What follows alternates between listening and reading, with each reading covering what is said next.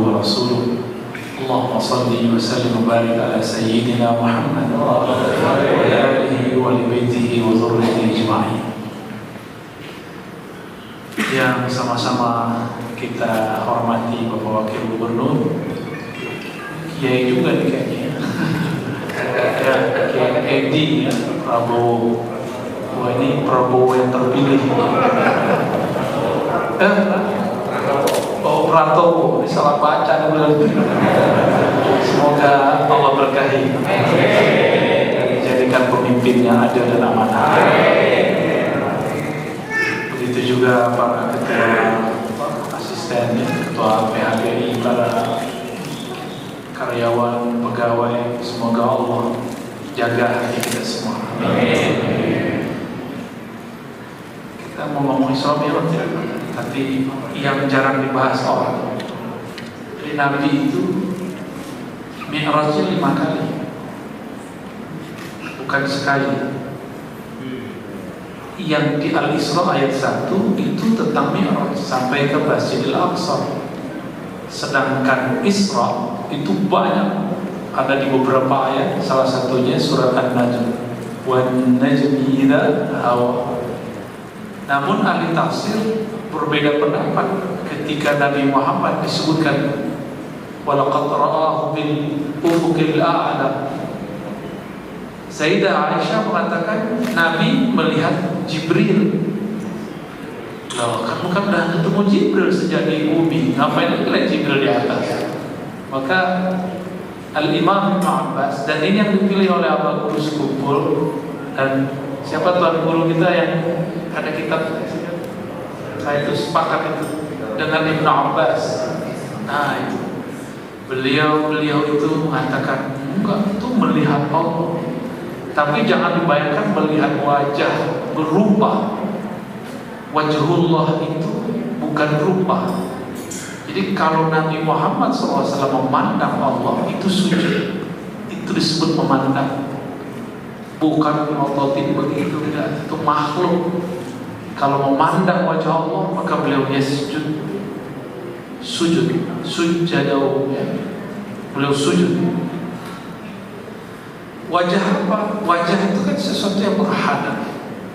Apabila Allah menghadap kepada makhluknya, maka Allah menggunakan namanya Rabb, disebut rububiyah. Ini beda dari rububiyah kelompok yang ono. Jadi Allah memandang kita itu dengan wajah. Wajah itu mengarah dengan nur Rabbnya. Nur dia menciptakan kita, nur dia menyayangi kita. Jadi kapan saatnya Allah ingat kita?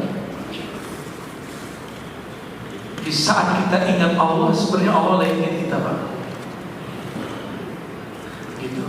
Tapi pantaskah kita diingat? Allah itu khaliq kita, makhluk. Allah itu qadim kita, hadis baru. Maka sebenarnya dia sedang mengingat kita, bukanlah mengingat kita. Dia sedang mengingat dirinya sendiri dengan menggunakan fiilnya pada diri kita. Fiil itu perbuatan. Kita ini perbuatan Allah kan? Jadi ketika Bapak ini nyebut subhanallah, itu Allah juga yang nyebut. Tahu dalilnya dari mana? Dalilnya sangat kuat. Allahumma inni ala dzikrika. Nabi mengajarkan sahabat berdoa, ya Allah bantu aku menyebut namamu. Maka di saat kita menyebut nama Allah, Allah lagi membantu kita. Jadi yang menyebut siapa juga? Dia juga. Nah, inilah ilmu yang disebut fana fil af'al. Karam, tenggelam, asik masuk dalam fiil Allah. Tidak ada lagi fiil perbuatan hamba. Kok di kantor ini saya ngomong begini? Dalam salah satu perjalanan Mi'raj Nabi diperjalankan ke padang mahsyar. Di sana Nabi melihat ada 7 golongan yang dilindungi oleh Allah. Saat itu tidak ada lagi yang dilindungi. Yang kelompok pertamanya cocok dengan yang hadir sekarang ya. Semoga termasuk yang itu. Para pemimpin yang hadir. Saya berdoa semoga pemimpin di negeri ini dijadikan orang-orang yang adil. Kita nggak senang Bapak pemimpin nggak adil, capek. Maka kita doakan mulai dari presidennya sampai kepada RT RW-nya adil. Amin. Capek nggak kalau punya pemimpin yang tidak adil? Tapi kayaknya orang hobi dan senang. Mau sampai kapan ngomong begitu terus? Maka dari dulu ulama-ulama ahli rohani sedikit sekali yang mengata-ngatai pemimpin, meskipun mereka gak butuh pemimpin. Ini mohon maaf nih kawan, saya gak butuh presiden, saya gak butuh wakil gubernur saya gak butuh, saya cuma butuh Allah. Tapi Allah nyuruh saya menghormati mereka, doakan mereka. Karena ini perintah Allah, maka saya mendoakan pemimpin meskipun saya gak nyoblos dia. Gitu. Meskipun saya nggak suka dia, misalnya, saya wajib mendoakannya supaya menjadi sebaik-baik manusia. Khairukum, sebaik-baik kamu, yang jika imamnya mendoakan kamu, kamu juga mendoakan imamnya. Imamnya menyayangi kamu, kamunya juga menyayangi imamnya, imam politik. Seburuk-buruk kita, seburuk-buruk manusia, kita benci pemimpin, pemimpin benci kita. Kita melaknat pemimpin, pemimpin melaknat kita. Itu seburuk-buruk negeri. Dan jangan menjadikan negeri ini seburuk-buruk negeri. Maka saya bukan cari aman, saya cuma cari aman di sisi Allah Subhanahu wa Ta'ala. Karena saya dididik oleh para masyaikh, para guru, para tuan guru, para mursyid. La akhaf laumata laim. Gak boleh takut dengan cacian orang yang mencaci. Mau cacian dari kelompok A ataupun kelompok B, saya tidak ada urusan. Gak penting bagi kita. Yang penting bagi kita bagaimana Allah memandang kalbu kita, bukan bagaimana cara makhluk mandang kita. Nah ini yang harus ditanamkan. Kalau cara pandang makhluk bisa jadi berubah-ubah, karena makhluk punya persepsi. Kalau ustaz sudah ingin mengikuti selera jamaah, jamaah berubah-ubah. Sengsara lah itu ustaz. Itu ustaz paling menyedihkan sealam semesta. Walaupun dia terkenal di mana-mana. Tapi kalau ustaz hanya sibuk dengan pandang Allah, pandang Rasulullah di kalbunya, dia mau gimana jadi jalan terus. Dan saya berdoa semoga saya termasuk bagian dari orang-orang yang berdakwah dengan merasa pandang Allah di kalbunya. Itulah maqam ihsan dalam dakwah. Begitu juga seorang pemimpin, pegawainya kan hidupnya santai, masa depan cerah ya. Tapi kalau mau beli rumah, gak ada dulu SK ya. Gak cerah juga wajahnya. Akhir-akhir pulang mukanya mulai ya, dimaklumi Pak. Salah siapa mau jadi pegawai ya. Tapi kalau niat Bapak itu mengurusi bumi Allah, rakyat yang merupakan ciptaan Allah, amal mulia kan? Saya ngurusin satu orang itu sudah mulia. Ini Bapak ngurusin satu provinsi, kurang mulia apa? Maka hijab tirai antara para pemimpin dan jajarannya dengan Allah itu cuma satu aja. Adilkah dengan rakyat? Selesai, langsung jadi wali Allah. Maka imamun adil itu wali. Orang taunya wali kan hutan, itu wali hutan namanya. Orang hutan kali ya. Bukan. Wali itu ada di mana-mana, ada di kantor-kantor, ada di pesantren, ada di gang-gang, ada di jalan-jalan. Banyak wali-wali Allah. Allah sebar. Ada wali yang Allah populerkan, ada wali yang Allah sembunyikan. Wali itu gak penting bagi dia mau disembunyiin, mau dipopulerkan sama. Yang penting Allah memandang dia. Itu yang penting bagi kekasih Allah. Allah itu banyak kekasihnya. Banyak kan kekasih Allah. Maka antara wali sama wali bisa cemburu Pak. Tapi wali gak boleh ngatur-ngatur Allah. Ya. Di Bapak ini datang ke seorang wali, cemburu tuh wali itu dengan kalau kita sebut wali yang sebenarnya. Kita kita sebut nama Kiai Fulan di depan Kiai A, cemburu dia. Tapi seorang wali tidak boleh ngatur-ngatur Allah. Kan suka-suka Allah, Allah mau suka siapa aja. Ya. Negeri ini menurut saya negeri surga yang orang beragama Islam. Bahkan Saudi pun sudah gak menjadi surga. Tanya sama orang-orang Banjar, banyak di Mekah. Udah jadi kampung kedua kayak orang Madura. Ya, jadi di Mekah itu 3 suku yang paling banyak sekarang. Banjar, Madura, Lombok. Sekarang 3 itu. Lombok kan ada NW, U-nya 2, NUU, W jadi. Nahdlatul Wathon. Ya, itu juga sama kayak kita semua. Akidahnya Ahlus Sunnah bermadzhab Syafi'i.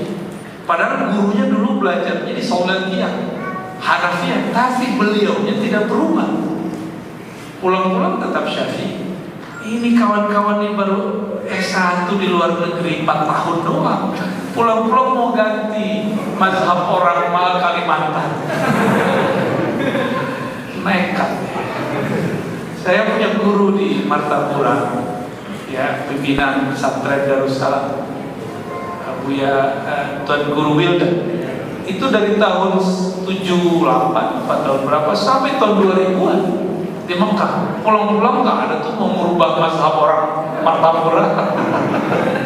Gak ada, malah tambah kuat beliau. Pulang-pulang nggak jadi Wahabi, Pak. Nggak jadi Wahabi. Ini bocah kecil, bocah teknik, baru 4 tahun di sana, pulang-pulang mau merubah dan menyalahkan amalan semua masyayikh. Ya, maaf ya saya sebut bocah teknik ya. Ya lucu aja. Mikir-mikir dulu kalau mau berfatwa. Emang 4 tahun cukup untuk bisa menjadi mufti? Ya cukup. Kecuali situ wali. Wali pun belum boleh fatwa. Imam Malik ketika di Madinah, beliau mengatakan saya bertemu dengan 70 orang wali-wali Allah. Jika dia berdoa sekarang, kejadian detik itu juga. Tapi aku tidak minta fatwa dan riwayat hadis dari mereka. Inilah dalil tidak semua sufi mufti, tidak semua mursyid boleh ditanya mengenai hukum. Gitu. Begitu juga sebaliknya, tidak semua orang yang ahli fatwa ahli rohani.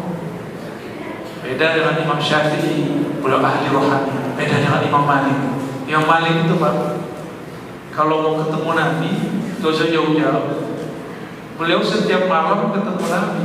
Percaya gak? Apa kata beliau? Ma bintu lailan illa wa ra'aitu an-nabiyya sallallahu alaihi wasallam. Aku kalau tidur pasti ketemu Nabi. Kok bisa?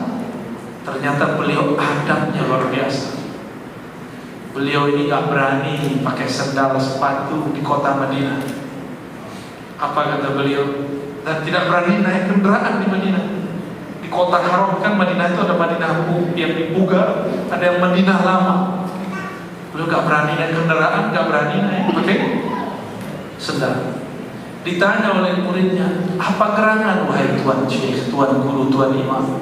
Jawaban beliau, apakah pantas seorang malik jalan pakai sepatu, pakai kendaraan, sedangkan di bawah bumi ada seorang sosok kekasihku, Nabi Muhammad SAW. Jadi beliau sholawatnya dengan jiwanya, dengan ruhnya, bukan sholawat qomat kamit lagi. Sudah ruhnya beliau bersolawat. Maka beliau melek, buka mata, merem, sama aja. Itu sholawat begini. Dia selalu ingat Rasulullah SAW. Itulah Imam Malik, gurunya imam kita Imam Syafi'i. Beliau lah yang mendidik imam kita Syafi'i menjadi imam yang hebat.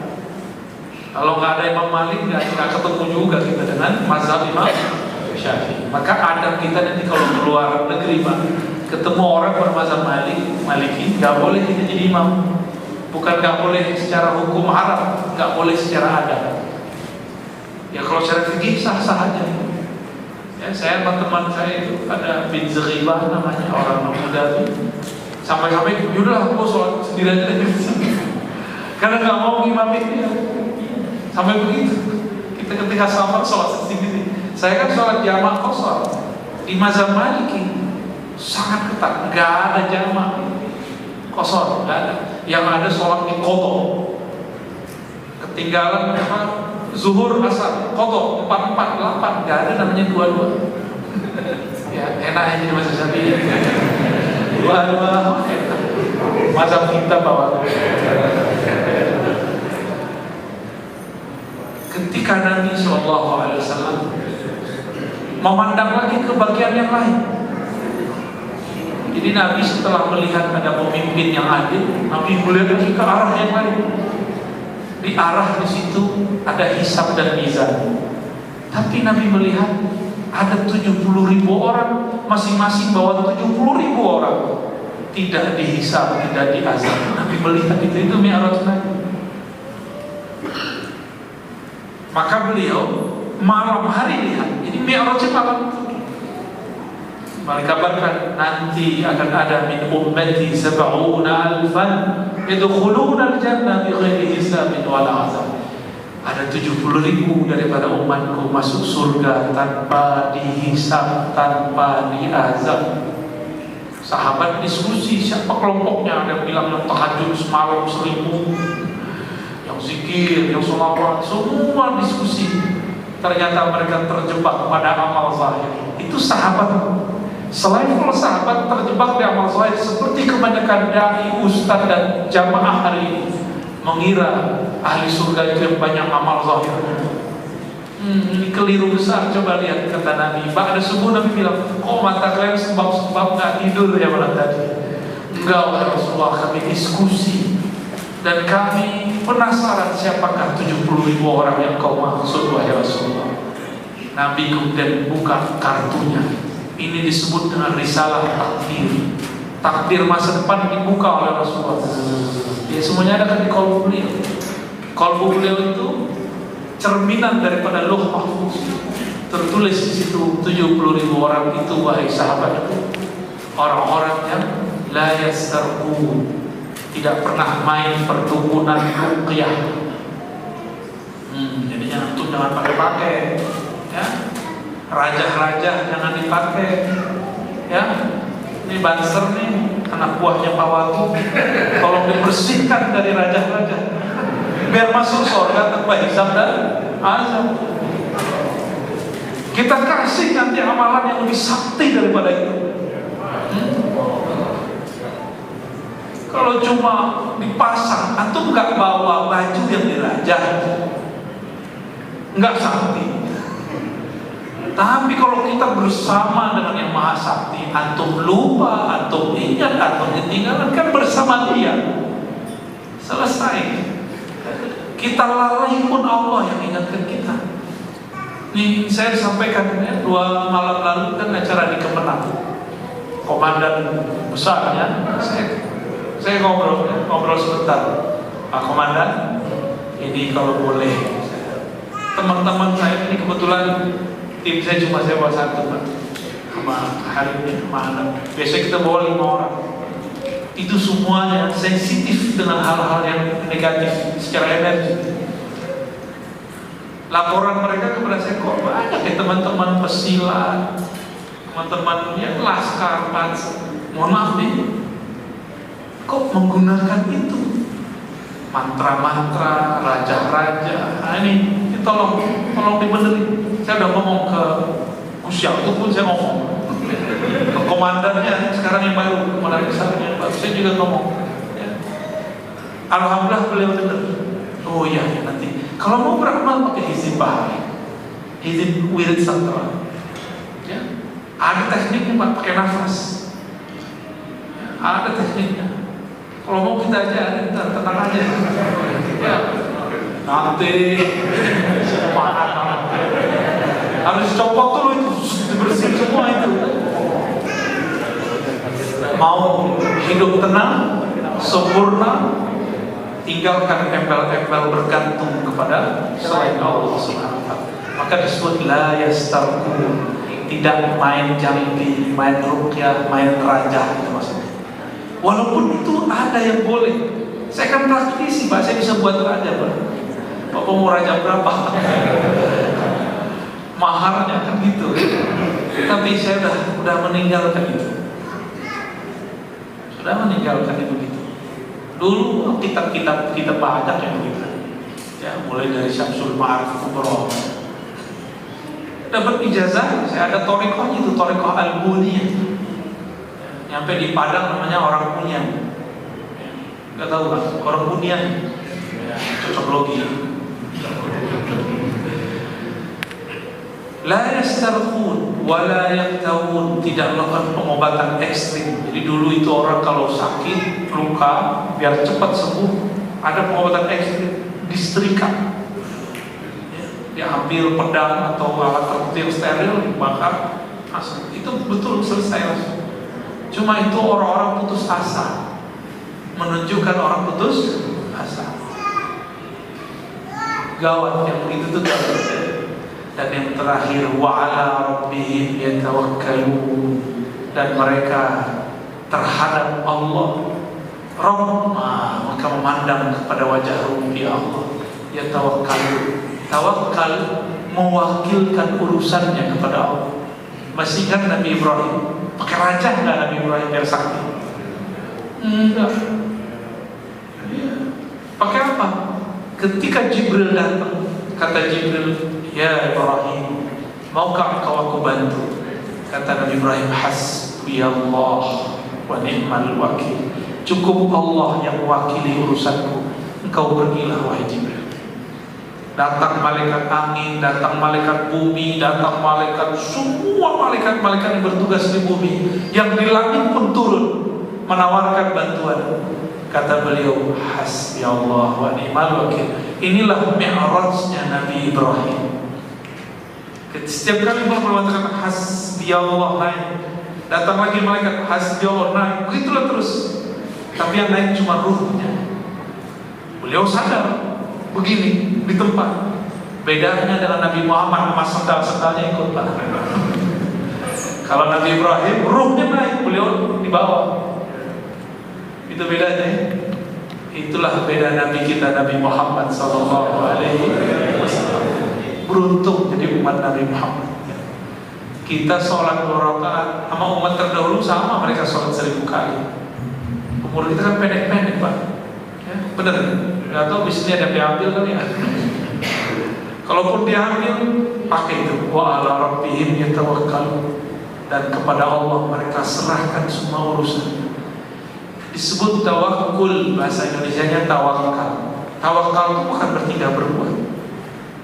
Sungguh salah besar orang mengatakan tawakal berarti malas-malasan. Itu namanya takasul, kaslan, bermalas-malasan. Bukan, kita bukan sedang bermalas-malasan.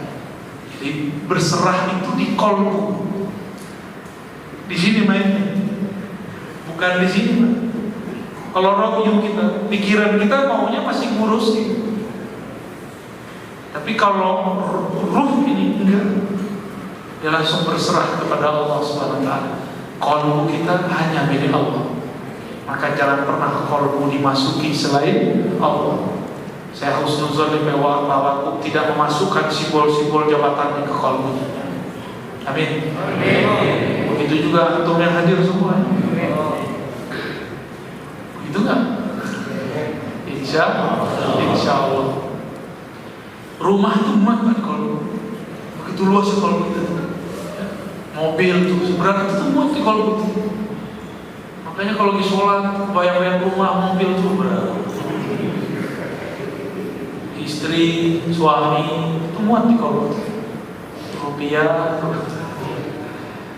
Kalau kita ini bisa masuk apa aja, tapi tidak akan pernah puas. Makanya kolbu itu gelisah kalau dimasuki selain Allah Subhanahu wa taala.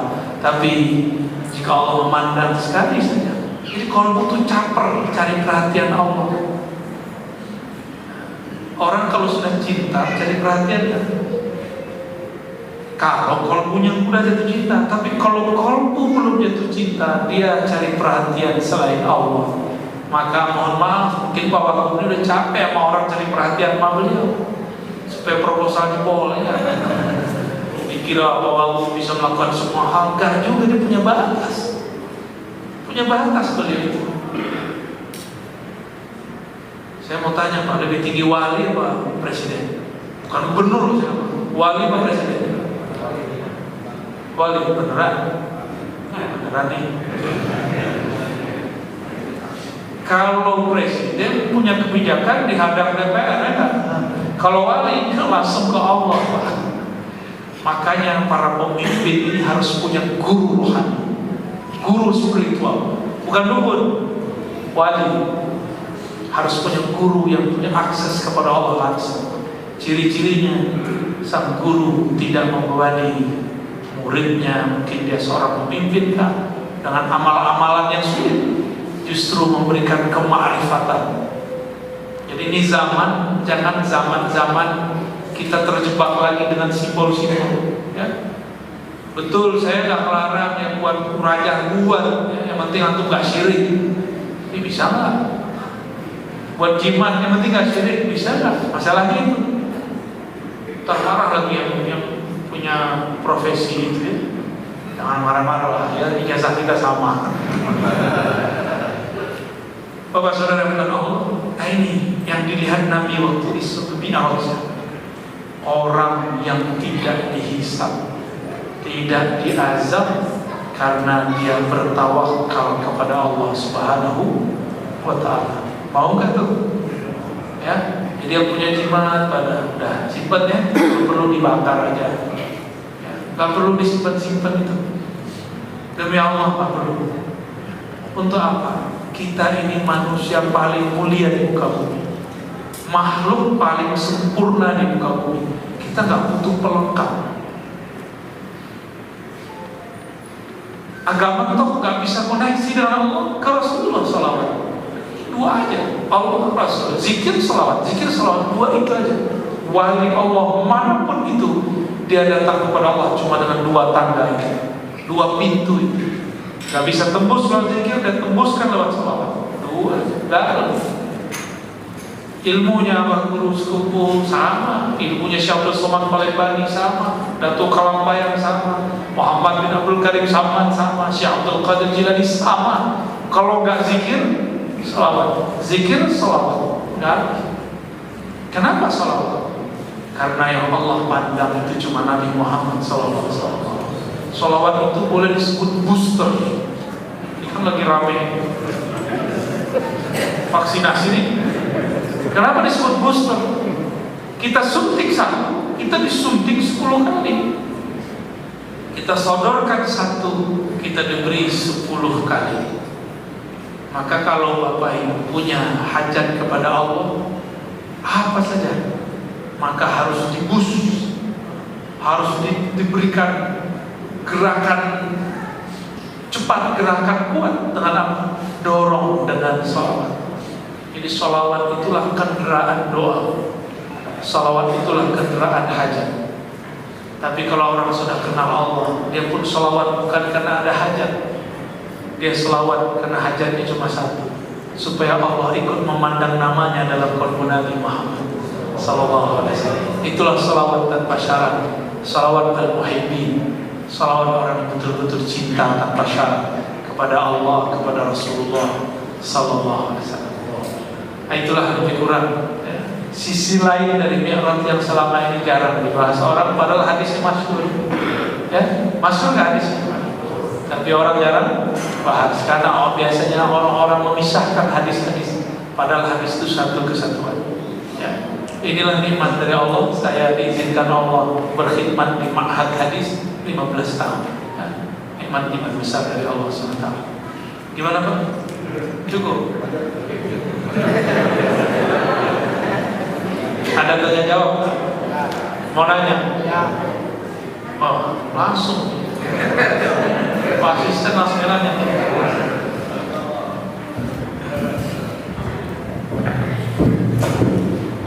Assalamualaikum warahmatullahi wabarakatuh. Terima kasih Buya untuk kesempatan pertanyaan kami. Mungkin kami mewakili dari ASN yang ada Buya. Buya, apalagi yang sama-sama kita cintai. sebagai ASN kita semua ini sudah tertentu sama-sama tahu banyak berhadapan dengan hal-hal yang subhat ya, antara warna ini antara halal haramnya sangat dekat, kemudian antaranya itu juga sangat banyak ya. Dan tentu ini membuat keraguan yang sangat luar biasa, dan ini membuat nurani kita ini semacam apa ya, bergejolak kadang-kadang. Tetapi bagi yang tidak bergejolak, ketika dia sudah mengabaikan, artinya sudah lupa dengan Tuhannya, ya seperti biasa-biasa saja. Tetapi di antara kita kami melihat masih banyak kata-kata yang luar biasa. Ini suatu keadaan yang dihadapi pegawai negeri sipil, Bu ya. Nah, pada kesempatan ini saya yakin apa yang saya rasakan dirasakan juga oleh kawan-kawan SN. Mohon bimbingan Bu ya, bagaimana seharusnya kami bersikap, bagaimana seharusnya kami mempersepsikan diri dan mempersepsikan lingkungan kami, dan serba apa namanya, kabur. Terima kasih Bu ya. Assalamualaikum warahmatullahi wabarakatuh. Baik Pak Kasma ya. Betul, Bapak saya kan juga PNS Pak dulu, Pak Lurah. Dan beliau memang membicarakan hal seperti itu. Terus gimana caranya supaya dalam lumpur itu kita jadi belut, gitu ya? Bapak sudah lihat belum belut? Padannya licin ya. Nah, Bapak harus punya pelicin itu, Pak. Pelicin itulah yang kita sebut dengan taubat. Taubat itu bukan ngomong tobat, bukan. Astagfirullah itu istighfar. Beda taubat dan istighfar. Taubat itu pertama kali an-nadam, menyesali. Kalau dulu pernah berbuat, sesali. Bahkan setiap hari, setiap mau tidur kita menyesali apa yang kita buat. Jadi ternyata malaikat mungkar nakir ini tidak diizinkan Allah menulis kesalahan kita. Kalau kebaikan langsung ditulis. Kalau kesalahan ditunggu dulu sampai dia tidur malam. Kalau sebelum malam hari dia belum istighfar, baru ditulis. Ini ditunggu lagi, nunggu nih Pak, karena kiri yang tadi matanya macam-macam, tangannya macam-macam, pikirannya kemana-mana. Ini lagi tinggal nulis itu. Maka setiap hari mesti ada yang kita istighfarkan. Istighfarkan setiap anggota. Jangan istighfar itu bukan. Istighfarkan anggota tubuh. Dan syukur-syukur kalau sudah menjadi pemimpin, menjadi yang dipimpin, istighfarkan orang yang kita pimpin. Istighfarkan orang yang memimpin kita. Istighfarkan anak istri. Pernah nggak mengistighfarkan orang atau merasa senang orang lain salah? Jangan-jangan kita giran kalau mendengar, melihat ada orang lain salah. Tuh rasain loh, kotor. Masa kenapa? Kalau saya sedih jika ada orang tertangkap koruptor. Saya nggak benci sama koruptornya, saya sedih melihat begini aman sih bumi negeri ini. Dan yang kedua, istifta al-qalbiyah, bahasa Arabnya. Jadi satu al-kadi, ada seorang sahabat datang kepada Nabi bertanya, ya Rasulullah, jika engkau tidak bersama kami, ya, kami jauh daripada engkau, kami ingin memutuskan satu persoalan. Ya, pertanyaan kayak ASN ini lah. Apa kata Nabi? Istafti qalbak, tanyalah qalbumu. Maka disebut istifta qalbiyah. Coba diulang Pak. Boleh disebutkan fatwa qalbi. Fatwa qalbu. Qalbu kita kan gak, dia menghadapnya mesti ke Allah. Allah yang akan kasih petunjuk. Beda dengan nafsu. Nafsu itu bikin gelisah, kalau kolbu bikin tenang. Yang mana nih? Nafsu bikin ambisi, bikin kesel, suuzon, melihat orang suuzon, melihat orang lain dianggap saingan. Tapi kalau kolbu enggak. Kolbu itu kalau melihat ada orang yang kemampuan yang mirip sama kita, dia senang. Alhamdulillah, tugas gua berkurang. Tapi kalau nafsu melihat ada saingan baru gimana?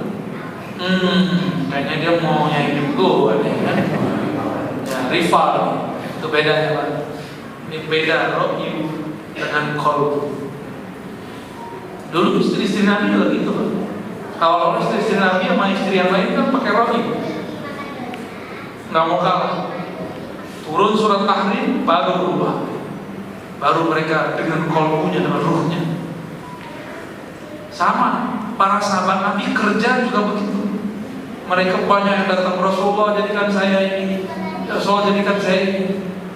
Dan caranya macam-macam, pakai jalur belakang.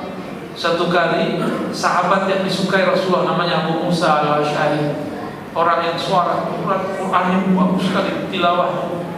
Nabi itu kalau dengerin Abu Musa al-Asy'ari baca Quran itu lebih dahsyat daripada Nabi Daud baca Zabur. Nabi Daud baca Zabur yang berhenti burung, yang berhenti cicak, yang berhenti angin.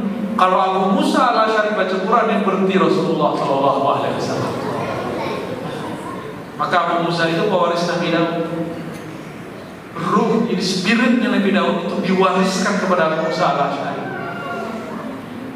Abu Musa ini karena dia punya pintu khusus kepada Rasulullah, orang kampungnya klan Asy'ariyah namanya di daerah Yaman. Kalau sekarang Asy'ariyah kan akidah, kalau dulu itu klan. Datang kepada Nabi lewat Abu Musa. Musa, kamu katanya orang dekat Nabi, temuin dong kita mana? Abu Musa karena orang kampungnya minta, dia bawa, tapi nggak ngerti agendanya apa. Ternyata agendanya minta jatah jabatan. Langsung Rasulullah mengatakan, kami tidak mengangkat orang yang meminta. Langsung ditolak. Abu Musa mukanya langsung merah dan minta maaf hampir beberapa hari. Rasulullah, maafkan saya tidak tahu kalau mereka mau ngomong begitu. Ya pasti nanti datang ke Pak Gubernur Wakil, ya terus begitu juga, sama. Zaman-zaman begitu kan orangnya aja mukanya beda. Dulu orang Yaman ya, kulitnya sama kayak kita, hidungnya aja lebih maju dari kita Pak ya. Tapi karakternya nggak jauh beda, sama. Wah itu orang dekat Mapolawang itu perbasana, masukin anak kita tuh biar menjadi PNS tuh, ASN sekarang namanya. Sama. Dari dulu tuh karakter manusia begitu. Istafti qalbak, kata Nabi, tanya qalbumu. Lalu Nabi kasih indikator. Al-birru matma'annat ilaihi qalbu wa matma'annat ilaihi nafs. Yang bikin tenang qalbu, tidak bergejolaknya nafsu, itu namanya kebaikan. Amin. Dan yang asyarr mahaka fi sadr, yang bikin gelisah. Jadi Nabi ini nggak pernah belajar ilmu psikologi, tapi menjelaskan teori indikator lebih canggih daripada profesor yang ada sekarang. Ya, teman saya psikolog stres Pak, aneh kan? Teman saya psikolog stroke karena mikirin masalah hari-harinya. Loh kalau psikolog begitu gimana nasib kliennya, pasiennya? Ya, semoga psikolog-psikolog sekarang belajar tasawuf, ya. Belajar ilmu ma'rifatullah biar qalbunya tenang. Ya. Psikologi sekarang kan ilmunya ilmu barat, bukan ilmunya ilmu timur, bukan ilmunya ulama-ulama kita. Mesti diislamkan ilmu itu. Kita nggak tolak, tapi ya sama-sama tahu lah. Gitu Pak Katma ya. Pertama taubat, yang kedua mulailah dialog dengan diri. Jangan ikutin kata orang, ikutin kamu bagaimana gitu. Kamu di hadapan Allah perasaannya gimana? Bukan kamu gak enakan sama dia. Ini yang mahal Pak. Enggak enak dia anak sepupu dan dia sudah bantu dulu waktunya, enggak, hilang itu hilang. Bagi dia kamu di sisi Allah nyaman ya. Allah kan pandang kita terus. Masa kita kalah dengan pandangan makhluk yang matanya kecil? Ya, mata antum segede apa? Kecil kan? Ada yang segede kepala matanya? Enggak ada kan? Masa kita rusak cuma dengan pandangan makhluk? Ini yang berat. Tapi latihan ini kalau bisa dilewati, ASN jadi wali Allah. Kalau enggak, yang terbanyak masuk neraka bukannya perempuan. Jadi itu hadis, dulu kan perempuan. Kalau sekarang aksaru ahli nar ASN. Kalau tidak mengikuti istiftah qalbiyah, cepat sekali jadi wali Allah. Kalau jadi wali setan, kan hidup ini cuma dua, ya wali Allah atau wali setan. Pilihannya mana? Gak jadi wali Allah, pasti wali setan. Gak ada wali antara dua itu. Ya, wallahu a'lam bishawab. Atau yang lanjutin. Silakan dipilih Pak Yaman. Oh, ya di depan. Pak Adi. Buya. Nah, di atas saja ya. Bismillahirrahmanirrahim. Assalamualaikum warahmatullahi wabarakatuh. Alhamdulillahirabbil alamin. Yang saya hormati Buya Dr. Aris Yasin. Saya kemarin sempat mau ke Banjarmasin, mau ikut tausiahnya Buya di Banjarmasin, tapi nggak sempat. Alhamdulillah bisa ketemu langsung di sini, dan saya sering menyaksikan di media sosial, terutama di TikTok juga. Saya tausiah beliau sangat inspiratif sekali. Saya ada pertanyaan, mungkin yang karena saya saking asiknya melihat di media sosial, di TikTok atau di YouTube itu, bahwa dalam tausiah Buya salah satu Allah memberikan nikmat kepada wali Allah itu mungkin dengan kasyaf, ya, bisa melihat kelebihan yang bagaimana. Jadi mohon penjelasan kasyaf itu sebenarnya seperti apa, dan Buya apakah bisa melihat kasyaf kami ini? Jadi itu yang bisa kami sampaikan. Terima kasih. Wallahul muwaffiq ila aqwamit thoriq. Wassalamualaikum warahmatullahi wabarakatuh. Kasyaf itu ada kasyaf ilahi dari Allah, pasti benar. Ada kasyaf malaki, kasyaf malaikat, bentuknya zikir-zikir. Jadi kalau ada orang latihan zikir terus diajarin zikir itu dari malaikat. Tapi malaikat itu bisa dipalsukan oleh syaitan. Karena dulu iblis pernah berpangkat malaikat, disebut malaikat api. Kalau yang asli kan malaikat cahaya, sama-sama ngajarin zikir. Cuma bedanya kalau yang malaikat api ini alias iblis itu ada ajaran sesat yang disisipkan dalam zikir. Oh itu banyak Pak, saya sering ngalamin dulu ya. Kalau sekarang udah gak senang kayak gitu-gituan ya, lagi zikir atau denger apa sering.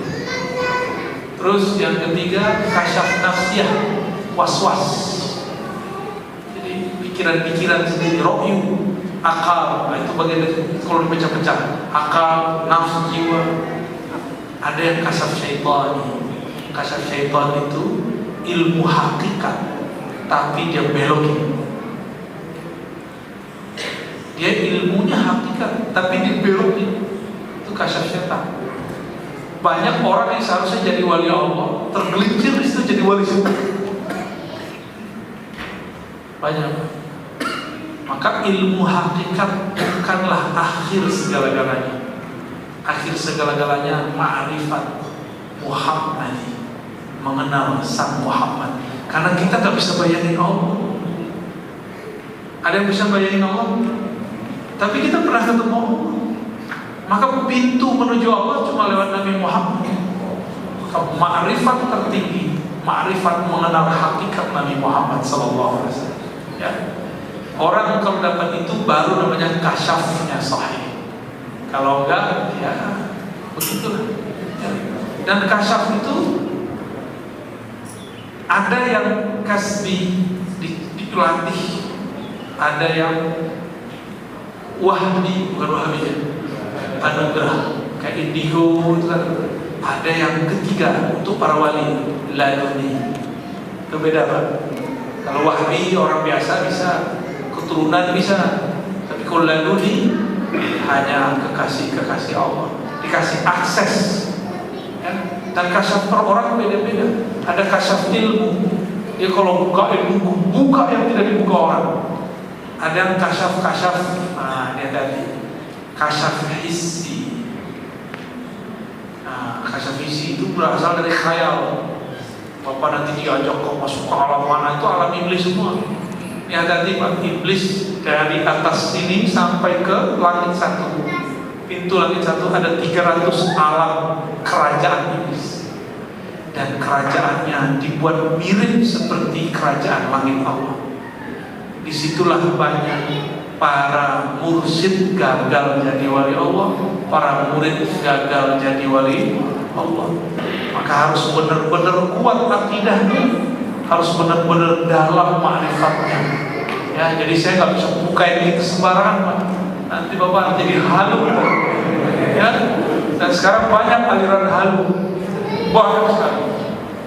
Ini ibu-ibu aja beberapa mimpi saya dan itu bukan saya. Ciri-cirinya apa? Di situ saya mau megang dia, mau gerayangin dia. Itu bukan saya, itu jin nyerupain saya. Itu enak banget tuh jin. Kenapa gak saya aja kan? Itu ciri-ciri gak benernya, ya. Hati-hati. Oke, terakhir Bu. Ya, boleh pertanyaan terakhir ya. Ya. Assalamualaikum warahmatullahi wabarakatuh. Di sini saya mau cerita. Singkat padat. Ceritanya seperti ini. Saya kan belajar sifat 20 4 tahun yang lalu. Ya. Nah, setelah belajar sifat 20, saya diajarkan oleh ayah saya, carilah guru yang maha guru, carilah guru yang tidak pernah mati, carilah guru yang mursyid. Nah, disitulah setelah itu saya tanya, di mana nih dapat guru seperti itu? Lalu setelah itu saya diberi mimpi. Di dalam mimpi semua tentang sifat 20. Setelah sifat 20, setelah itu saya bisa ya dikatakan ketemu sama guru sekupul. Nah, setelah itu baru dibukakan kata Allah bilang tazali, kata Allah bilang ulul, kata Allah bilang hak. Itu ulul mau tanya tentang Pertanyaannya apa tuh? ini. Yang ditanya apa yang ulun alami, itu hak atau tapi semua itu hak karena yang dibuat di dalam kaum ulun dalamnya sholawat dan zikir. Ya. Terima kasih. Assalamualaikum warahmatullahi wabarakatuh. Ya. Ini panjang mau dimulai. Ar-ru'ya as-salihah, mimpi yang bagus itu salah satu dari hadiah-hadiah warisan Nabi di akhir zaman.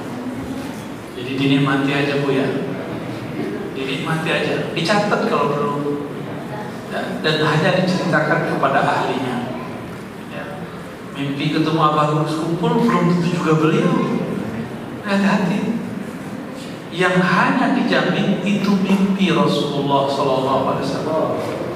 Maka harus dilihat penciriannya. Diajarkan apa dalam mimpi. Jika diajarkan tentang tauhid bisa benar, tapi nanti di bab hakikatnya dia belokin, berarti bukan dia juga. Namun kalau sudah diajarkan tentang hakikat al-Muhammadiyah, hakikat ke-Muhammadiyah, baru semuanya sahih. Bagaimana dengan tajalli hulul? Tajalli hulul ini juga dua versi iblis sama versi Muhammad. Tajalli versi iblis, penyatuan Allah menampakkan dirinya di alam dengan menempati alam, ya, berjasa, sifatnya berjasa, berjisim. Hulul, terjadi penyatuan antara Tuhan dan hamba. Kalau itu penyatuan hamba dan Tuhan, itu iblis. Tapi kalau hulul yang dimaksud hulul hub, leburnya sifat makhluk dalam sifat Allah, sehingga tiada lagi makhluk, yang ada cuma Allah. Itu baru sahih. Karena kullu syai'in halikun, semuanya hancur kecuali hanya wajah Allah Subhanahu. Wajah di situ ada dua tadi, wajah rububiyah atau wajah uluhiyah. Jadi sekarang ilmu marifat sudah di-upgrade, Bu. Ya. Yang kita baca itu, mohon maaf, itu masih yang lama itu. Nanti kita upgrade, tenang, bukunya nanti nyusul ya. Insya Allah, tenang aja. Abang guru dulu juga membawa ma'rifat baru yang belum dibuka oleh Datuk Kelapa ya. Abang guru sebut. Maka di zaman ini kita juga harus membuka lembaran ma'rifat yang dulu masih disimpan oleh beliau, atau beliau belum sempat membahasnya. Oh, ente siapa kok bisa buka? Ya, bukan ente siapa, ente siapa. Kita ini hamba Allah. Kita ini umat Muhammad SAW. Semua kita punya hak yang sama. Yang penting mau membuka hati, membuka rohani. Ya, mohon maaf nih, saya mau ngajar kampus. 10 menit lagi. Jadi Bapak Ibu yang berolok, mungkin perjalanan ke hotel dekat ya. Mohon maaf tidak dapat melanjutkan tanya jawab diskusi. Semoga ini pertanyaan dan jawabannya diridhai oleh Allah. Aneh ya, orang kantoran nanyanya begini. Ampun. Demikian dari kami. Wassalamualaikum.